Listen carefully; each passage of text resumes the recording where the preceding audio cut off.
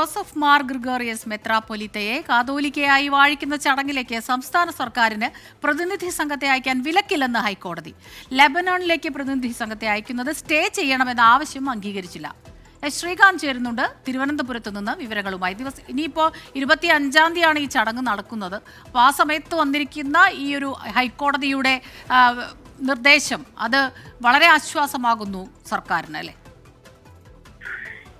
തീർച്ചയായും ഈ പ്രതിനിധി സംഘത്തെ ഇപ്പോൾ അയക്കാം എന്നാണ് കോടതി പറഞ്ഞിട്ടുള്ളത്. ജോസഫ് മാർ ഗ്രിഗോറിയോസ് മെത്രാപ്പൊലീത്തയെ കാതോലിക്കയായി വാഴിക്കുന്ന ചടങ്ങിൽ സംസ്ഥാന സർക്കാരിന് പ്രതിനിധി സംഘത്തെ അയക്കാൻ വിലക്കില്ല എന്നാണ് പറയുന്നത്. പ്രതിനിധി സംഘത്തെ അയക്കുന്നത് സ്റ്റേ ചെയ്യണമെന്ന ആവശ്യം അംഗീകരിക്കില്ല എന്ന് കോടതി പറയുന്നു. ഇടക്കാല ഉത്തരവ് നൽകാനും കോടതി വിസമ്മതിച്ചു.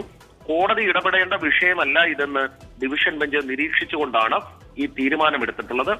ചീഫ് ജസ്റ്റിസ് അധ്യക്ഷനായ ഡിവിഷൻ ബെഞ്ചിന്റേതാണ് തീരുമാനം.